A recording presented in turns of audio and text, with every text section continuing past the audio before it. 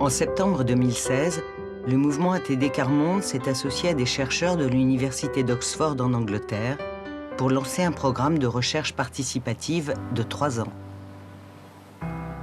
Leur objectif, affiner la compréhension et la mesure de la pauvreté afin de contribuer à son élimination partout et sous toutes ses formes. Ce programme s'est déroulé dans 6 pays comme ici, au Bangladesh, mais aussi en Bolivie, aux États-Unis, en France, au Royaume-Uni et, comme sur ces images, en Tanzanie. Dans chacun de ces 6 pays, il s'agissait d'identifier les dimensions de la pauvreté et de comprendre leur manière d'interagir. La recherche est fondée sur la méthodologie du croisement des savoirs. Dans chaque pays, on a constitué des équipes de recherche, rassemblant des personnes en situation de pauvreté, qui apportent leur savoir d'expérience de vie, des professionnels qui apportent leur savoir d'action, et des universitaires leur connaissance académique.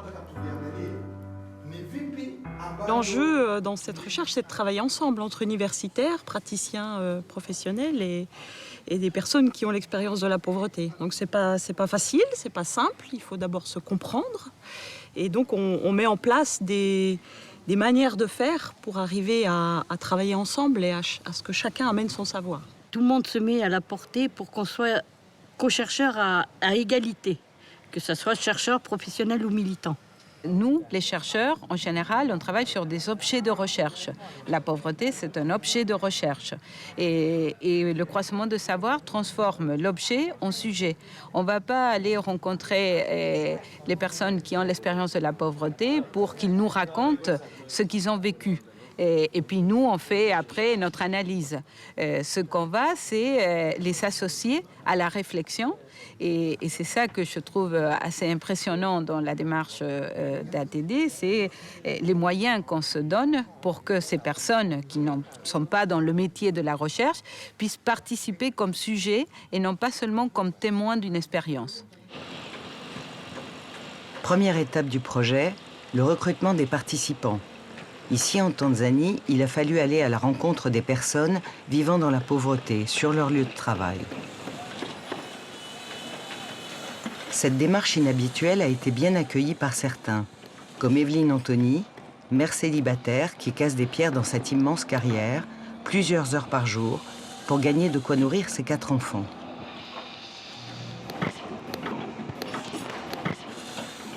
La proposition de participer au projet de recherche contre une rémunération l'a convaincue, tout autant que son souhait, présent chez tous les participants, d'exprimer son expérience et de la partager avec d'autres.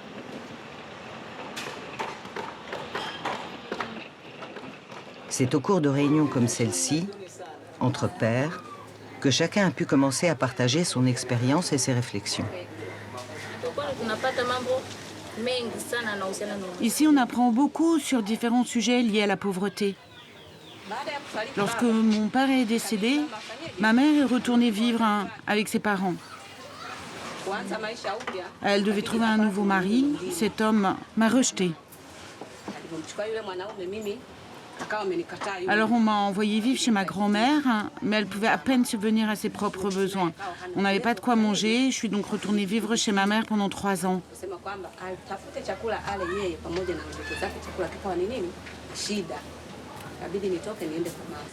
Et après, ma mère m'a obligée à me marier.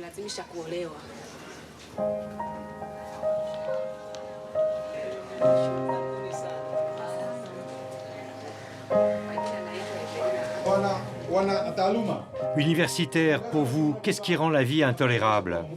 Nous avons décidé que le facteur le plus important était la question des revenus. Et vous, les pros? On a trouvé que la perception négative des personnes en situation de pauvreté est ce qui rend la vie difficile. Et les hommes? La paix.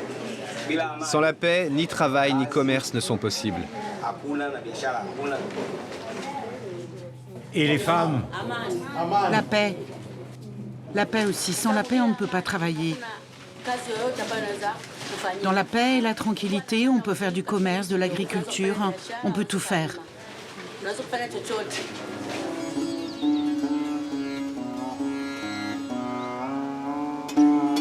Même démarche au Bangladesh, où ici, au bord de la rivière, Lenen Rahman, responsable de l'association Mati, une ONG locale, est allé à la rencontre des personnes les plus exclues de la région.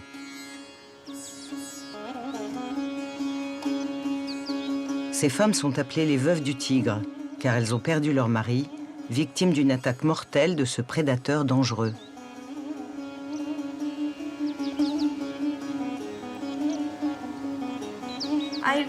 J'ai vraiment aimé participer à ce projet de recherche car cela nous a donné la chance d'exprimer notre sentiment sur la manière dont la pauvreté nous affecte. C'est pourquoi nous en sommes très heureuses. Auparavant, nous n'avions jamais eu l'occasion de visiter une autre région. Grâce à ce projet, nous avons eu la chance de participer à une session de croisement des savoirs, ce qui était un rêve pour nous. Nous avons oublié le stress du voyage de 16 heures après avoir terminé ce travail.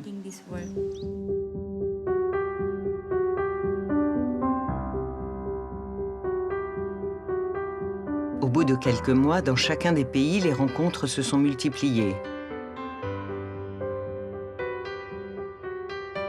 Sur ces images, on voit des personnes de France, puis de Bolivie, au travail. Au cours de réunions régulières, les participants échangent à partir de leurs expériences. Différents exercices leur permettent de décrire et de réfléchir sur les caractéristiques et les dimensions de la pauvreté. Les historiens nous apprennent que ça fait des siècles qu'il y a une construction de l'ignorance de la pauvreté. La connaissance qu'on essaye de construire avec les pauvres, c'est une connaissance qui bouscule, mais cette connaissance, elle est très difficile à faire reconnaître, elle est très difficile à faire accepter par la connaissance dominante qui ne veut pas l'entendre. Et donc on a fait un énorme effort de rigueur scientifique pour montrer qu'on ne manipule pas les gens, pour montrer qu'on a un processus participatif extrêmement élaboré, extrêmement rigoureux, pour que sorte une parole qui vient du bas, qui se formule petit à petit, qui se construit petit à petit, et ensuite qui éclate, qui se dévoile. Et certains universitaires ont été extrêmement sensibles à ça. Je pense à ceux qui sont avec nous dans cette recherche et qui nous disent « j'ai été bousculé, je reconnais que c'est une forme de construction de la connaissance que je n'avais jamais pratiquée ». Les tout premiers temps, ils allaient trop vite et on se sentait complètement perdu. Et j'ai dit « mais moi, je ne peux pas rester, je ne comprends pas, ça va trop vite ». Et en rentrant chez moi, je dis « non, en fait ». On va leur dire et peut-être qu'ils iront moins vite et que ça sera plus facile pour nous. Je me suis rendu compte qu'on ne peut pas connaître la pauvreté à moins de l'avoir déjà vécue. Et nous, qui ne sommes pas pauvres et qui ne l'avons jamais été, nous croyons savoir ce que c'est. Nous maltraitons, nous récusons, nous dénigrons, nous stigmatisons, nous repoussons les gens. Je crois que c'est ça, la chose la plus importante. Lorsque j'ai commencé à m'impliquer dans ce projet, je savais que ça allait être beaucoup de travail. J'ai appris beaucoup de nouvelles choses. On voit tout l'éventail de la diversité de situations depuis le haut de l'hémisphère nord jusqu'au bout de l'hémisphère sud. Dans la plupart des cas, le nord et le sud sont très similaires. Donc mon but, c'est de continuer à combattre. Auparavant, nous, les universitaires, nous pensions tout savoir. Mais avec ce projet, j'ai appris quelque chose de très différent. C'est que les gens pauvres sont aussi très débrouillards. Donc on peut aussi apprendre de ce qu'ils font, pourquoi ils le font. Et là-dessus, on peut ajouter du nouveau pour qu'ils puissent décoller. C'est ça que j'ai appris, la chose la plus précieuse. Ces 3 années de travail ont permis de dégager 9 dimensions de la pauvreté, communes à tous. Les 3 premières sont connues et régulièrement citées. Il s'agit des privations matérielles et sociales, des revenus insuffisants et précaires et du manque de travail décent. Les 6 autres sont moins connues et de ce fait rarement prises en compte. C'est au cours d'un séminaire en France, près de Paris, que ces dimensions ont été discutées et décidées par tous les participants, venus des 4 coins du monde. Des participants anglais et français nous parlent ici de la dimension dépossession du pouvoir d'agir. C'est un grand problème en Grande-Bretagne, au Royaume-Uni, parce que les parents, les mères, font de leur mieux pour leurs enfants. Mais malgré tout, les autorités locales estiment qu'elles n'en font pas assez pour s'occuper de leurs enfants. Les responsables des autorités locales qui n'ont pas d'enfants se contentent de lire des textes dans des livres et ils pensent qu'ils en savent plus que la mère elle-même. Lorsqu'ils viennent enlever les enfants à leurs parents, les parents sont laissés à eux-mêmes. Ils ne reçoivent aucune aide ou quoi que ce soit de ce genre. Et dans la plupart des cas, 9 fois sur 10, ils ne revoient leur enfant que lorsque celui-ci a 18 ans. S'ils ont de la chance et si l'enfant sait qu'il a été enlevé à ses parents. On ne leur dit pas systématiquement. Non, ce qui est dégoûtant. Et c'est une violation des droits de l'homme. C'est une chose contre laquelle on essaie de se battre. Mais le plus intéressant a été cette question. Lorsqu'on a enlevé un enfant à sa famille, la souffrance humaine est tout ce qui reste. Et je ne crois pas que cette dimension soit reconnue au Royaume-Uni. Moi, je sais que quand je me suis retrouvée en situation de pauvreté, on m'a proposé une aide de 300 €, mais il fallait que je place ma fille à la DAS. Enfin, à l'ASE. J'ai refusé. Parce que je suis déjà une enfant de la DAS, donc déjà, je sais ce que c'est. Et puis, on me laissait pas le choix, mais j'ai pris le choix quand même.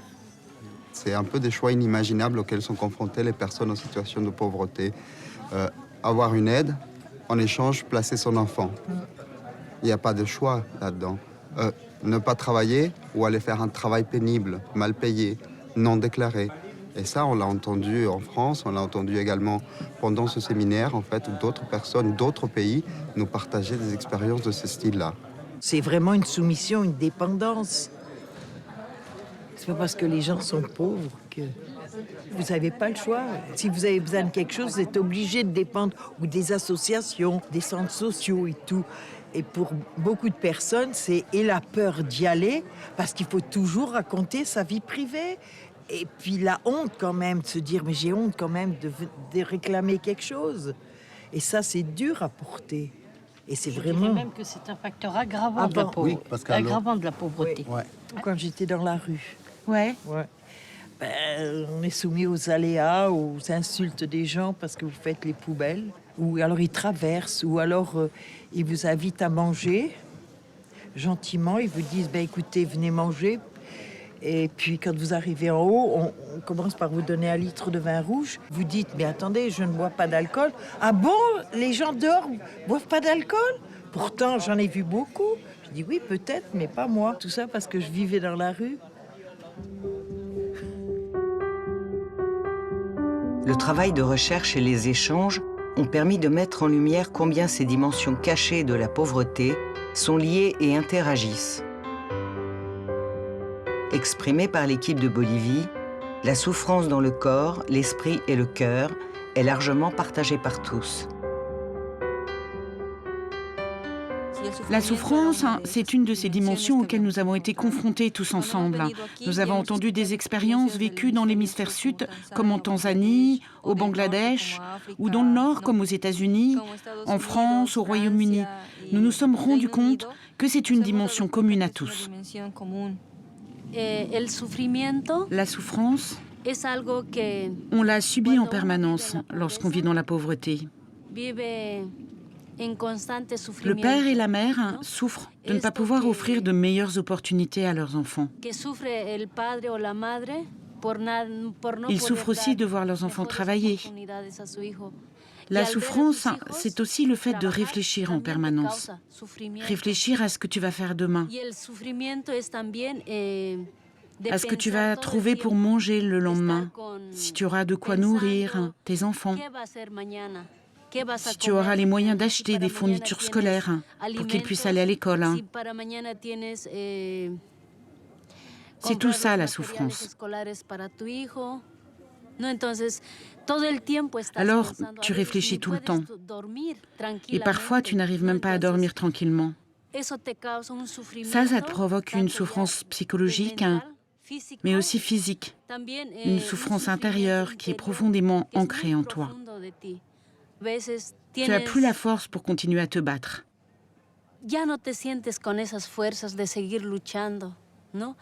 C'est aussi une fatigue physique, parce que tu ne te nourris plus, tu tombes malade, et lorsque tu n'as plus de force, tu n'as plus d'énergie pour aller travailler. Les enfants souffrent parce que leurs parents souffrent. Les enfants souffrent car ils sont exclus par les autres à l'école, car ils n'ont pas à manger. Ils pleurent de ne pas avoir de meilleures chances d'avenir.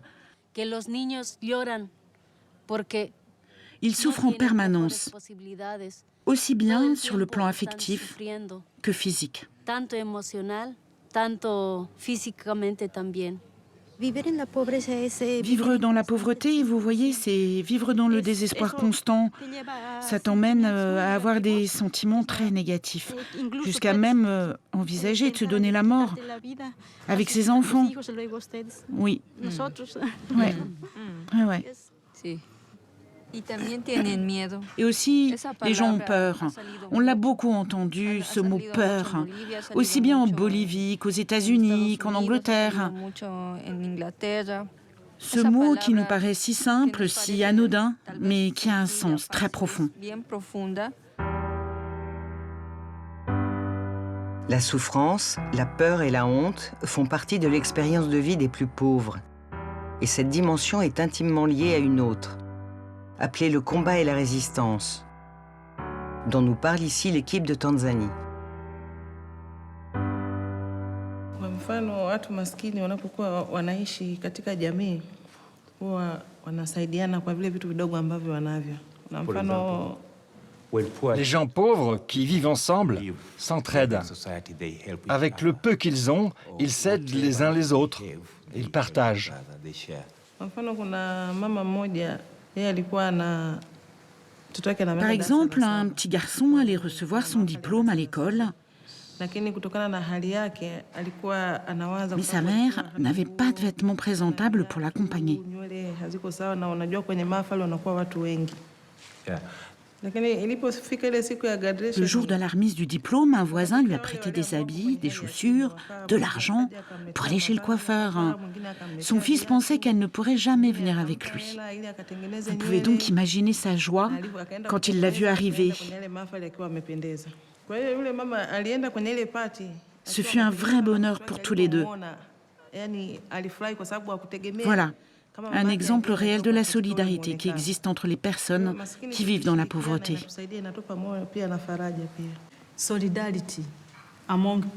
La solidarité entre les personnes en situation de pauvreté les aide à ne pas sombrer dans le désespoir et à avoir de l'énergie pour se battre, pour résister à la souffrance causée par la pauvreté.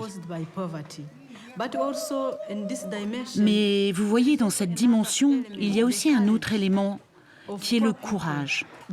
Les personnes pauvres ont le courage de faire le nécessaire pour sortir de la pauvreté, plus particulièrement les femmes qui doivent s'occuper de leurs enfants. Elles se réveillent très tôt le matin pour aller chercher en ville de l'argent pour aider les membres de leur famille. En plus de se lever très tôt le matin, ce sont les dernières à aller se coucher. Parce qu'à leur retour de la ville où elles sont allées gagner de l'argent, elles doivent aussi préparer à manger pour toute la famille. Elles doivent faire tout le travail domestique. Donc elles se couchent les dernières et se lèvent très tôt le matin. Durant notre travail de recherche, lorsque j'animais un groupe de pères, c'est-à-dire un groupe de femmes en situation de pauvreté, c'est ce qu'elles racontaient. Nous avons le courage de tout faire pour nous occuper de nos enfants. Nous avons de la compassion pour eux. Nous ne pouvons pas nous arrêter, nous ne pouvons pas arrêter de faire tout ce qui est en notre pouvoir. Nous devons garder le courage de nous battre pour vivre.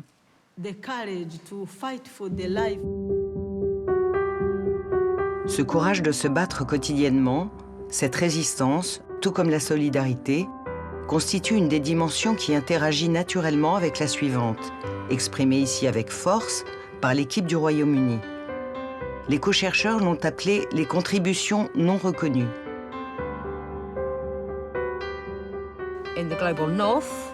Dans l'hémisphère nord, dont nous sommes originaires, il y a beaucoup de gens qui reçoivent des allocations ou qui ont des compétences et qui ne sont pas reconnus par la société. Nous sommes également mal perçus par le gouvernement. Nous sommes rejetés parce que, soi-disant, nous ne voulons pas travailler. Nous avons décidé que c'en était assez et que nous voulions faire entendre non seulement nos voix, mais aussi celles des gens qui n'ont pas de voix, qui ne peuvent pas se défendre. Nous voulions donc être leur porte-parole. Cette dimension dont nous parlons, les contributions non reconnues, est apparue lors de plusieurs discussions, surtout dans l'hémisphère nord.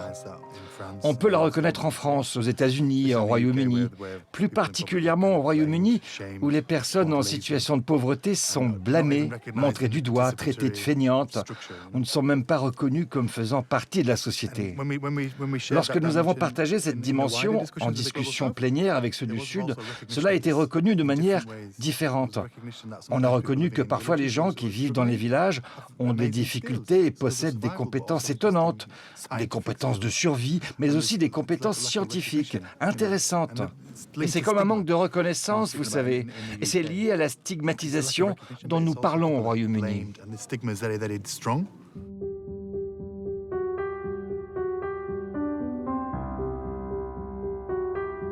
À partir de nombreux témoignages, comme ceux que vous entendez dans ce film, toutes les équipes de recherche, qu'elles soient du Nord ou du Sud, ont identifié ce qu'elles ont appelé maltraitance institutionnelle. L'équipe du Bangladesh nous en parle. La dignité des gens qui vivent dans des conditions de pauvreté au Bangladesh est affectée de plusieurs manières. L'État et les institutions les négligent et c'est l'un des problèmes les plus importants. Au Bangladesh, tout est contrôlé par le gouvernement. Nous avons des gouvernements locaux qui gèrent des programmes de protection sociale pour les personnes en situation de pauvreté. Mais il y a beaucoup de corruption.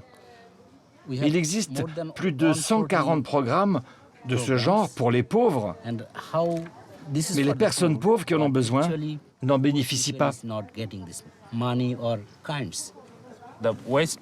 Le problème des déchets et de l'eau polluée se retrouve dans ces communautés qui sont négligées.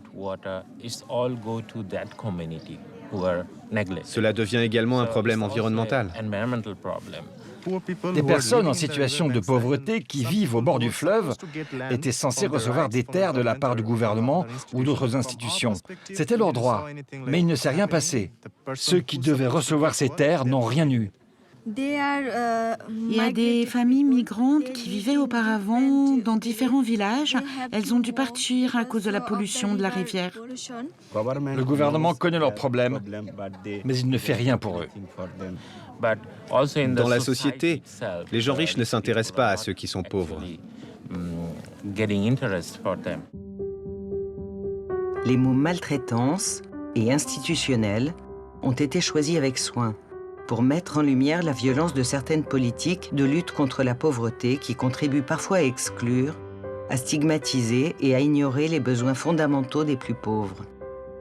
La dimension de maltraitance sociale est sous-jacente. Elle se manifeste par les nombreuses façons dont le reste de la société juge et blâme les personnes en situation de pauvreté, comme l'exprime ici l'équipe des États-Unis. Je pense que c'est génial qu'on puisse échanger tous ensemble, parce qu'une des caractéristiques de la pauvreté, c'est que l'on s'isole petit à petit. Dans le nord des États-Unis, une des choses dont on a parlé est précisément la peur d'être reconnu comme pauvre. Alors, vous voyez, on s'isole, on ne veut pas que des gens connaissent notre situation. On peut même cacher aux membres de sa propre famille ce qui nous arrive. Je viens des États-Unis, plus précisément de New York. Je suis mère célibataire et j'ai 4 enfants que j'ai élevés moi-même. Je voudrais témoigner du sort des hommes, les hommes comme mes fils, et de la manière dont ils sont considérés aux États-Unis. Par exemple, ils ont peur de sortir de chez eux parce qu'il peut se passer tellement de choses. Ils ne savent pas s'ils vont pouvoir rentrer le soir.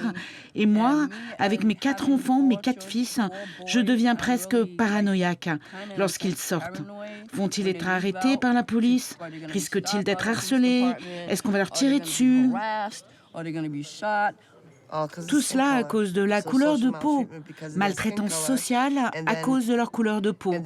Et ensuite, cela finit par impacter leur situation économique. Donc la pauvreté, c'est un cycle qui s'auto-entretient. Je suis venue ici dans l'espoir et avec l'aspiration que nos travaux de recherche soient utilisés pour créer de grands changements, car on a sérieusement besoin que les choses changent.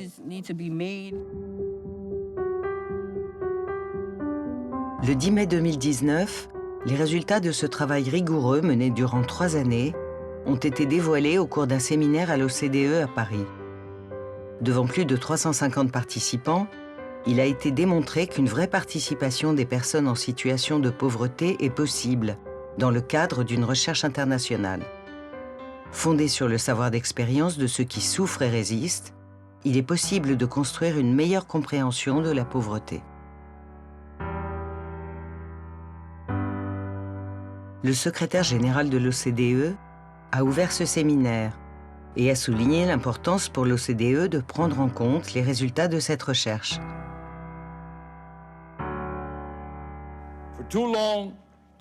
Pendant trop longtemps, la discussion sur la pauvreté a été caractérisée par un fossé dans la façon dont la pauvreté est mesurée et analysée dans les pays pauvres et dans les pays riches.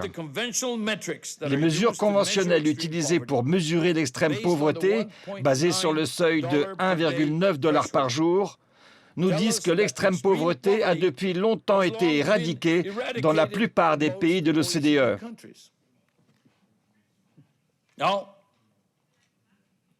Mais là, il y a un problème.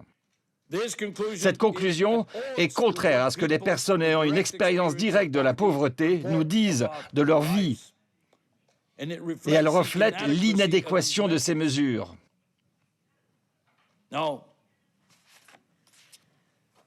Aujourd'hui, pour la première fois, la recherche d'ATD, Université d'Oxford, jette un pont sur ce fossé dans les mesures de la pauvreté entre pays riches et pays pauvres, nous permettant de voir la pauvreté dans une perspective unique.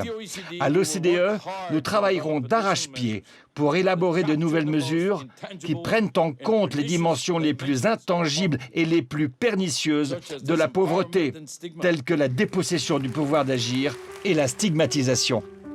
Cette recherche a donc mis en lumière 9 dimensions interdépendantes essentielles qui caractérisent la pauvreté partout dans le monde et qui sont à prendre en compte, toutes ensemble, pour mieux la combattre. Donc il faut maintenant qu'on s'appuie sur des individus qui vont faire bouger les institutions. Une institution ne bouge que si en son sein, il y a des champions qui la font bouger. Et nous, on est à la recherche de ces champions qui, dans l'université, vont faire bouger l'université, ou qui, à la Banque mondiale, ou à l'OCDE, ou à la Commission européenne, vont se dire « oui, il faut faire changer la manière dont on construit la connaissance dans nos propres institutions ».